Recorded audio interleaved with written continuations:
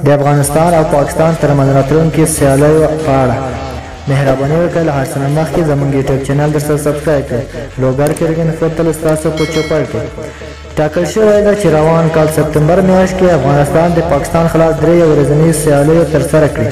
دغه سیالۍ د کرکټ نړیواله شورا د ورلډ کپ سوپر لیګ په چوکاټ کې هم شامل دي. افغانستان اوس مهال د یاد لیګ په درجه بندي کې شپږم او پاکستان څلورم ځای لري.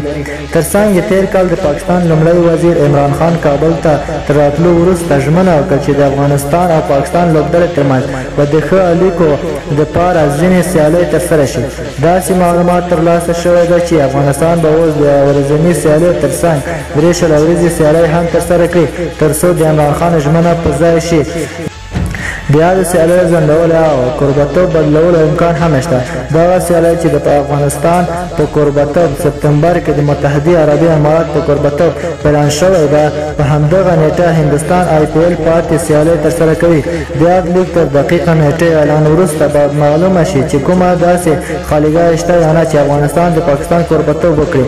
که کومه خالیګاه یا ځای پیدا نه شي، ممکن دغه سیالۍ به پاکستان هیواد کې ترسره شي. هغه هیواد چې افغانستان نړیوال لوبډلو کوربهتوب پکې کوي، یوې د کرونا او بلې د IPL لیګ ترسره کولو له امله کوربهتوب نشي کولی. د توجه څخه مو نړۍ مننه. که نور کوم پوښتنې، نظر، انتقاد، پیشنهاد لرئ کمنټ کې راسره شریک کړئ.